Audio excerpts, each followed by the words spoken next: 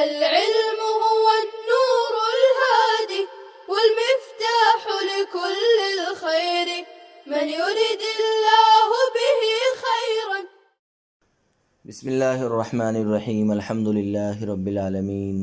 الحمد لله حمدا كثيرا طيبا مباركا فيه.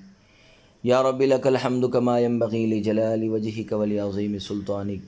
وصلى الله وسلم على نبينا محمد وعلى آله وأصحابه وبارك وسلم تسليما كثيرا كثيرا. ثم صرح بعد ذلك بنفي الترادف قصدا فقال حتى لا يكون الفعل موجبا، أي إذا كان المراد مخصوصا بالصيغة لا يكون فعل النبي صلى الله عليه وسلم موجبا على الأمة من غير مواظبته عليه السلام. پھر مصنف نے اس کے بعد قصداً ترادف کی نفی فرمائی ہے، چنانچہ فرمایا ہے حتیٰ کہ فعل موجب نہ ہوگا، فعل نبی موجب نہ ہوگا، یعنی جب مراد اور وہ وجوب ہے، صیغے کے ساتھ مخصوص ہے، تو بغیر مواظبت کے فعل نبی علیہ السلام امت پر موجب نہ ہوگا۔ بغیر مواظبت کے نبی علیہ السلام کا فعل امت پر موجب نہ ہوگا، برخلاف بعض حضرات اصحاب شافعی کے، خلافاً لبعض اصحاب الشافعی رحمہ اللہ تعالی، برخلاف بعض اصحاب شافعی رحمہم اللہ کے۔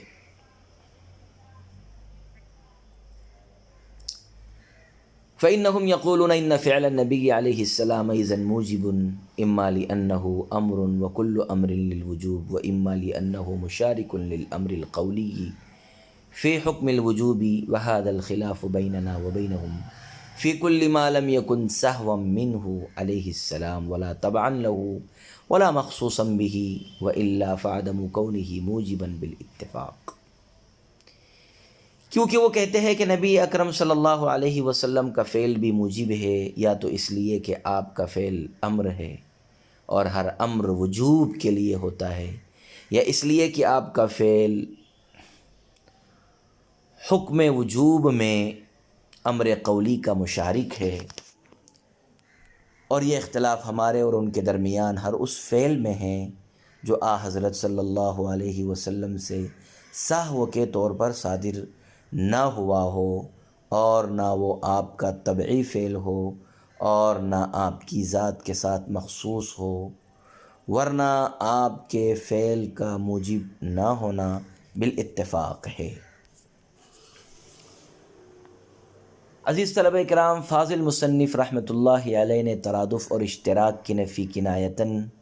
کرنے کے بعد اب یہاں سے بالقصد صراحتاً ترادف کی نفی کی تصریح فرما رہے ہیں۔ چنانچہ فرمایا کہ جب وجوب صیغہ امر کے ساتھ مخصوص ہے، جب وجوب صیغہ امر کے ساتھ مخصوص ہے تو بغیر مواظبت کے، بغیر ہمیشگی اور دوام کے رسول اکرم صلی اللہ علیہ وسلم کے فعل سے وجوب ثابت نہ ہوگا۔ شارح کی عبارت سے معلوم ہوتا ہے کہ نبی علیہ السلام کا فعل مواظبت کے ساتھ موجب ہوتا ہے، یعنی کسی فعل پر نبی اکرم صلی اللہ علیہ وسلم کے مواظبت اور ہمیشگی کرنے سے وجوب ثابت ہو جاتا ہے، حالانکہ یہ بھی درست نہیں ہے، اس لیے کہ اعتکاف رسول اللہ صلی اللہ علیہ وسلم کے مواظبت کرنے کے باوجود سنت مؤکدہ ہے۔ رمضان المبارک کے آخری عشرے کا اعتکاف،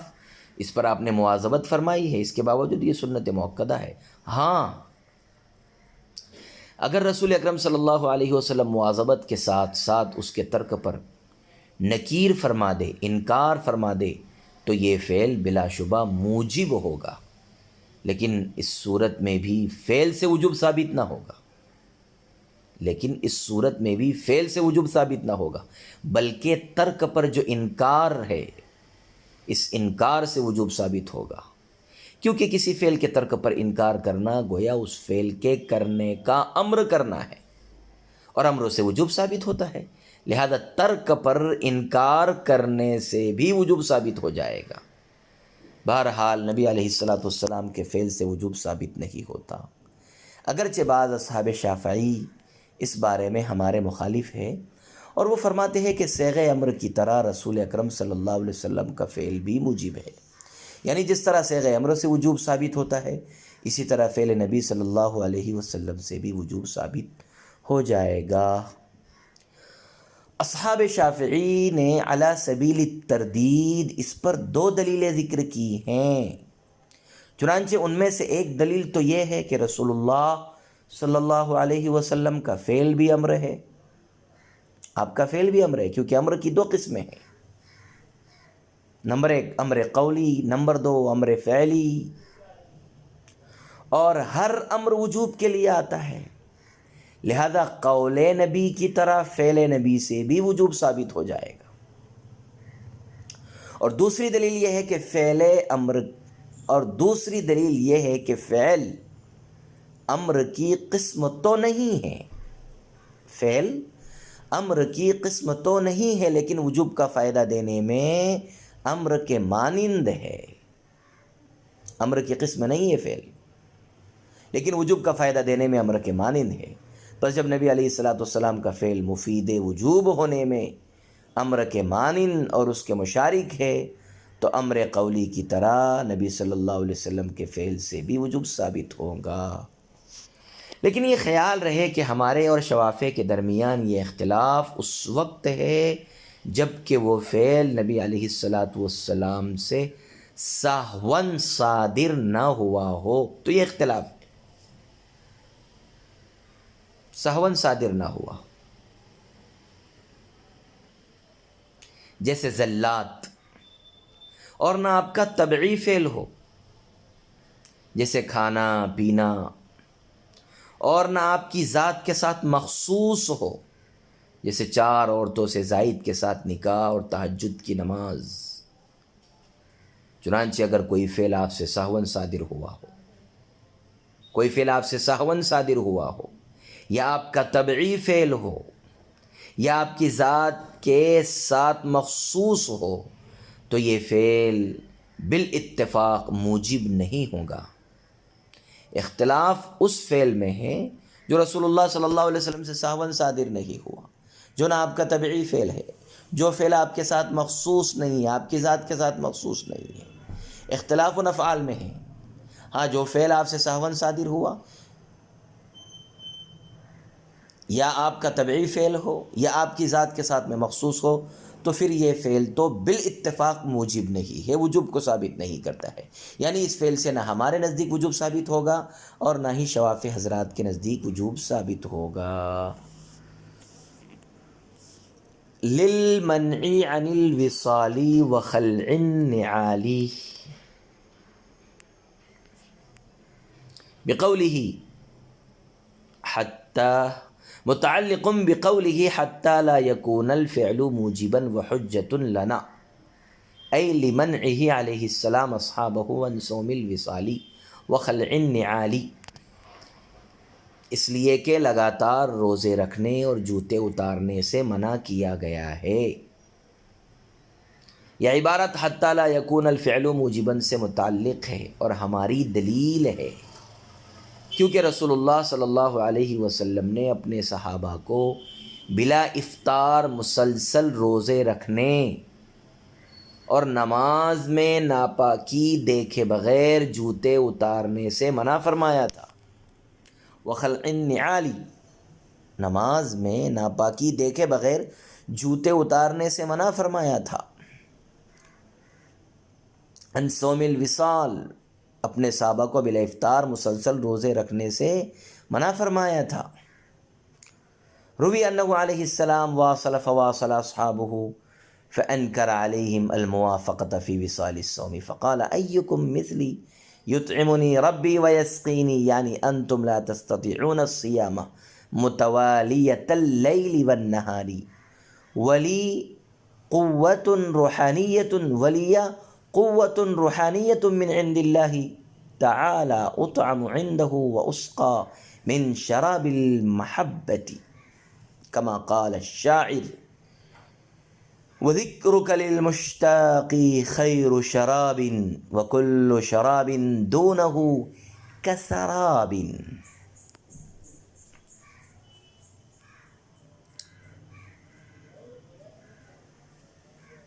روایت ہے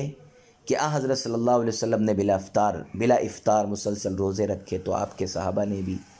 اس قسم کے روزے رکھے، پھر آپ نے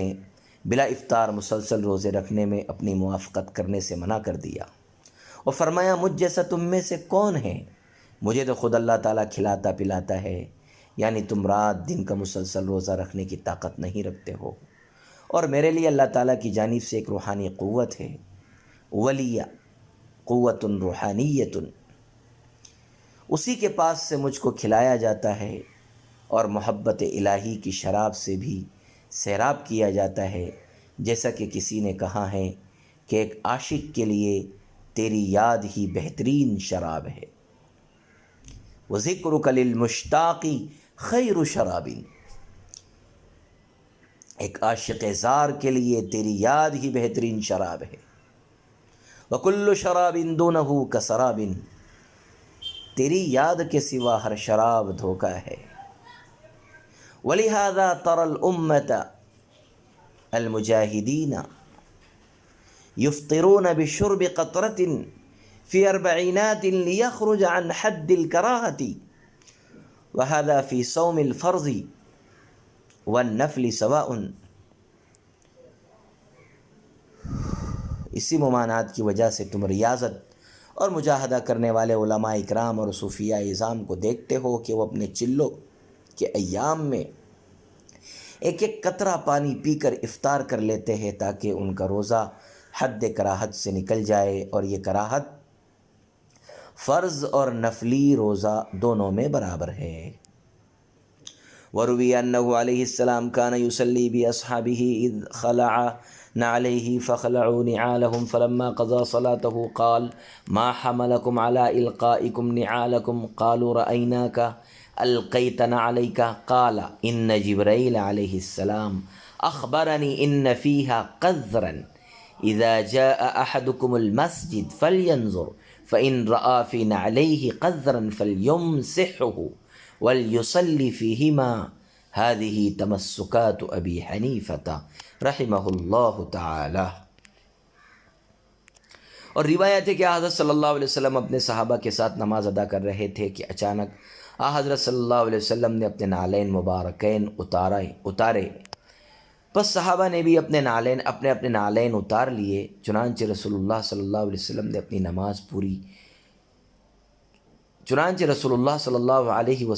نماز پوری کر چکے تو فرمایا کہ تم کو کس چیز نے اپنے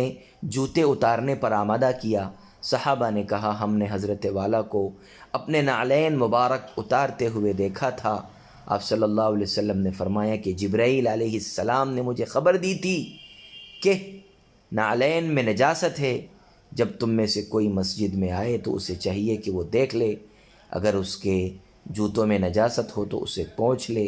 اور جوتوں میں نماز ادا کرے۔ یہ امام ابو حنیفہ کے دلائل ہیں۔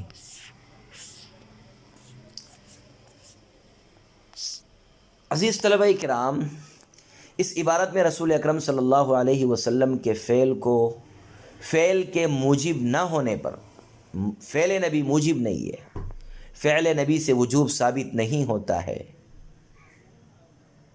اس عبارت میں رسول کریم صلی اللہ علیہ وسلم کے فعل کے موجب نہ ہونے پر حضرت امام ابو حنیفہ رحمۃ اللہ علیہ کے دلائل مذکور ہے۔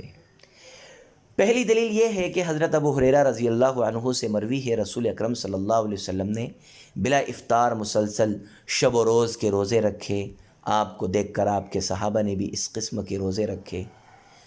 رکھنے شروع کر دیے، چنانچہ آپ نے بلا افطار مسلسل روزے رکھنے سے صحابہ کو منع فرمایا۔ اس پر ایک شخص نے کہا اللہ کے رسول آپ تو بلا افطار مسلسل روزے رکھتے ہیں۔ یہ سن کر آپ صلی اللہ علیہ وسلم نے فرمایا تم میں مجھ جیسا کون ہے؟ مجھے تو خدا تعالیٰ کھلاتا پلاتا ہے، یعنی مجھ پر اللہ تعالیٰ ایسا فیضان کرتے ہیں جس سے مجھ کو نہ بھوک کا احساس ہوتا ہے اور نہ پیاس کا، اور مجھ کو اللہ تعالیٰ کی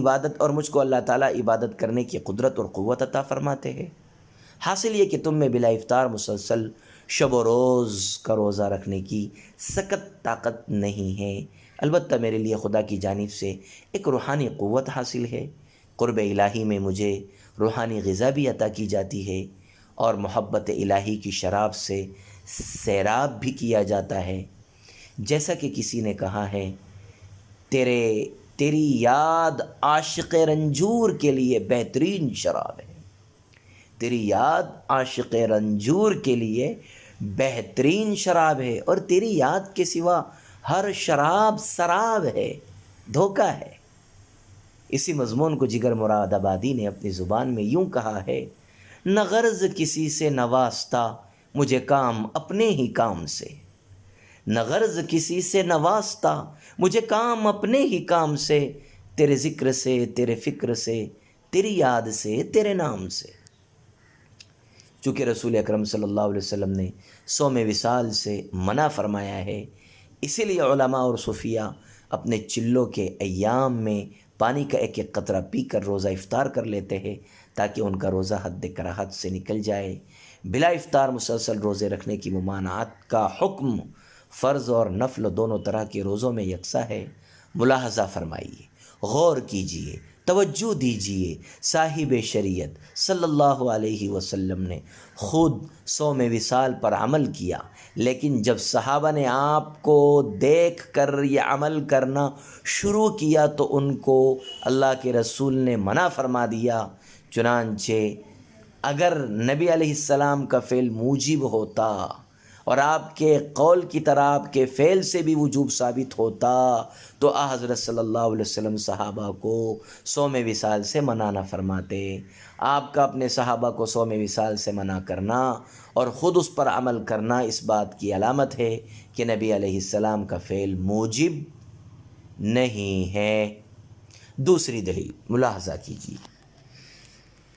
دلیل یہ ہے کہ حضرت ابو سعید خدری رضی اللہ عنہ سے مروی ہے کہ ایک بار رسول اللہ صلی اللہ علیہ وسلم اپنے صحابہ کو نماز پڑھا رہے تھے،